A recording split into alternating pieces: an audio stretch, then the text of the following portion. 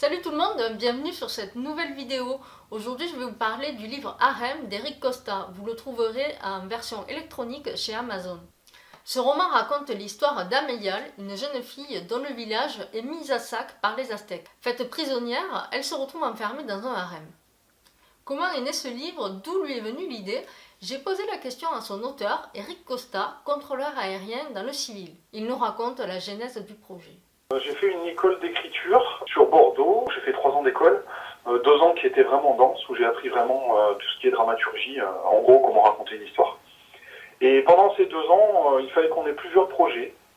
Et donc, quand je me suis lancé dans la série, je me suis posé la question un petit peu de quels étaient vraiment les univers que je voulais travailler, parce qu'une série, c'est quand même quelque chose qui peut se développer sur plusieurs années. J'aurais voulu partir sur quelque chose du type un petit peu médiéval fantastique, comme Game of Thrones.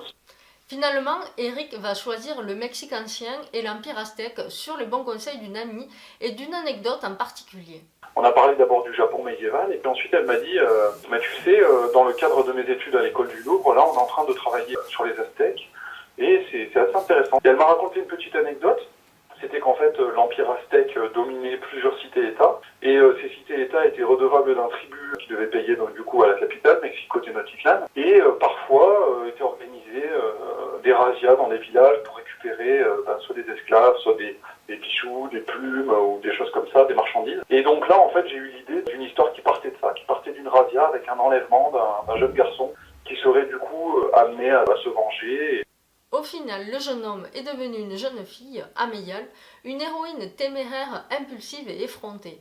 Quant au harem, il s'est imposé de lui-même à l'auteur, car ce lieu est un condensé de traîtrise, d'intrigues, mais aussi de sexe et de pouvoir. Harem n'est que le premier tome d'une série de 7. Oui, vous avez bien entendu, 7 tomes, c'est hyper ambitieux, mais Eric Costa a déjà tout planifié. Il nous explique d'ailleurs comment il va s'y prendre. 7 tomes, effectivement, c'est relativement ambitieux, et qu'on peut partir sur un livre en partant sur des idées comme ça de scènes dramatiques, mais il y a une autre façon de construire les histoires, et ça se fait un petit peu en parallèle, c'est aussi sur la thématique.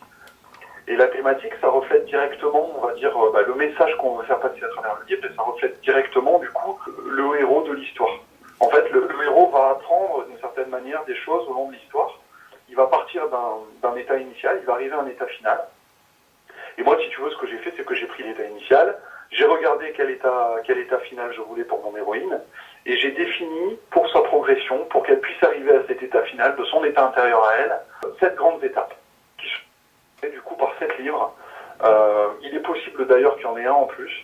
Je pense que c'est vraiment important de savoir de quoi tu parles et de savoir comment tu vas le raconter à travers le vecteur principal de ton histoire qui est ton personnage principal, ton héros. Je vous recommande vivement la lecture de Harem si vous voulez vous plonger dans l'univers aztèque et savoir ce qui va advenir et ce qui va arriver à notre héroïne Ameyol. Est-ce qu'elle va s'en sortir vivante ou pas? Surprise. Cette vidéo est finie, j'espère que ça vous a donné envie de lire le livre. En tout cas, n'hésitez pas à me laisser vos commentaires et à me dire ce que vous en avez pensé. N'hésitez pas non plus à liker, à partager, et moi je vous dis à la prochaine. Salut!